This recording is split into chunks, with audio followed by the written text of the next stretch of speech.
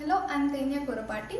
I recently completed the machine learning internship under Unified Mentor. During this journey, I had the opportunity to work on two exciting projects. The first project was the heart disease prediction, where I have used machine learning algorithms like logistic regression and random forest to analyze the clinical data and to predict the likelihood of the heart disease. This project enhanced my skills in the data pre-processing, model evaluation and analysis of the medical skills.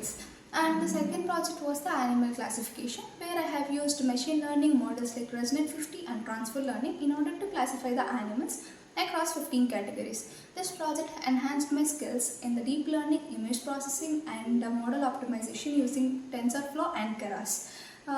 Throughout this internship, I really gained the hands-on experience with the large data sets, and I really gained knowledge about the machine learning and deep learning. I'm really grateful for this opportunity, and I hope these skills will help in my future career in AI and data science. Thank you.